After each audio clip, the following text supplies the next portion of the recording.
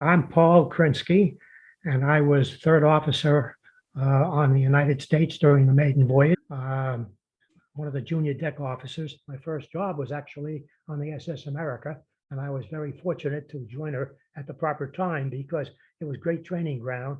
And all of the deck officers on the United States came either from the SS America or the SS Washington, both of which were U.S. line ships, or had served on both ships. So we were a mixed bag. And I joined the ship in Newport News shipyard probably in early May. The sea trials with the ship off the coast of Virginia, rode the ship up to New York, and was on the ship during the maiden voyage. And I served on the ship for 2.5 years as third officer before leaving. New York City to Le Havre, France, and Southampton, England. For those who sailed on her, it will be a day long remembered. We left on July 3rd of 1952. So it was, I'm sure it was more than just coincidental that this was time to be the voyage on July 4th, the celebration of Independence Day. So we got underway on July 3rd. I don't remember exactly, but the ship usually used to sail at noon, and I suspect that we did on that day as well. The ship was an amazing engineering marvel, and consequently, it was very thrilling to be part of it. And it's always enjoyable and exciting to be part of something new. And we knew right from the get-go that this ship was going to break the record of crossing the Atlantic. It was always exciting when a ship left New York. You had confetti, you had the bands playing, you had the passengers around.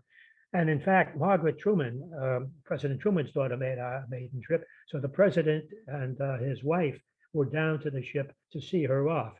And I remember quite vividly as the ship was pulling away, the band playing, the passengers making a lot of noise. And there was Harry Truman on the end of Pier 86 waving goodbye to his daughter. And it was, just an amazing thing to be part of. So everything you can imagine taking place during that time was taking place.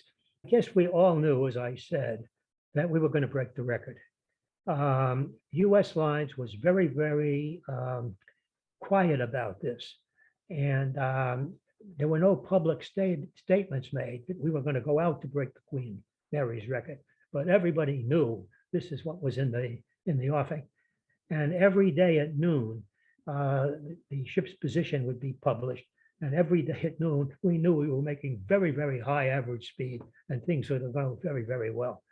The weather was pretty good going across, but when we got to the other side, just before we got to Bishop Rock, which marked the easternmost point of the race course, so to speak, the weather turned very, very bad.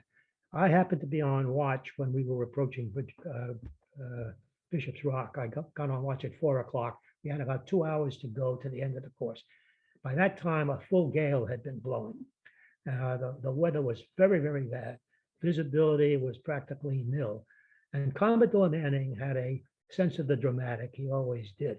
So the bridge was crowded with dignitaries, and he had the wheelhouse doors open so that everybody on the bridge could feel the weather and realize that the wind was howling, and everybody was crowding around. And as we came up the bridge to Bishop Rock, I was on the radar. My station during that time, because of low visibility, was to keep a watch on the radar. And I was keeping track of the position of the lighthouse on Bishop Rock.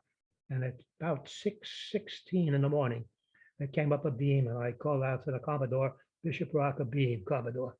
And everybody burst into cheers, and he blew the whistle, and the band started to play below decks. And in a very short period of time, a conga line had formed of all the passengers, and they were all milling about. Up on the bridge, Margaret Truman, and she had a friend, Drew C. Snyder, who was the daughter of the Secretary of Treasury, and she was traveling with her. And they were up in the wheelhouse. General Franklin, the president of the company. Mr. Gibbs was there. William Francis Gibbs only made one trip on the United States. You probably know. It was the maiden voyage. Never made another trip after that. He used to keep track of the ship ashore. So it was a very, very exciting moment. And it was dramatic because I don't know if Commodore Manning ordered that weather specially, but it made it all the more, dramatic and exciting to do this in such bad weather. And then we slowed down after we passed Bishop Rock.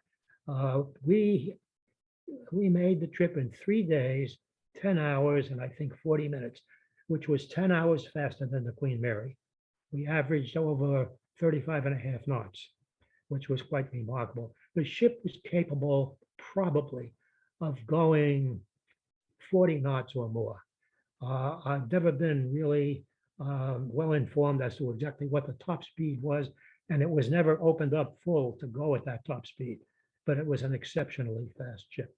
I made the return voyage as well, and frankly, I don't remember it that well, probably because we arrived in New York when I was not on watch.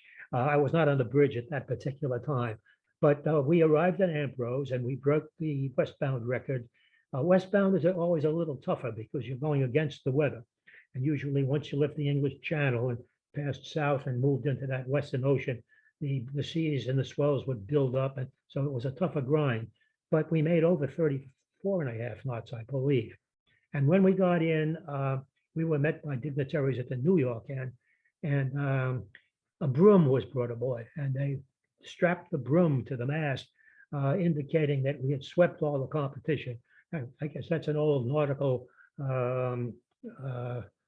custom that goes back to the days of the sea battles in the Atlantic.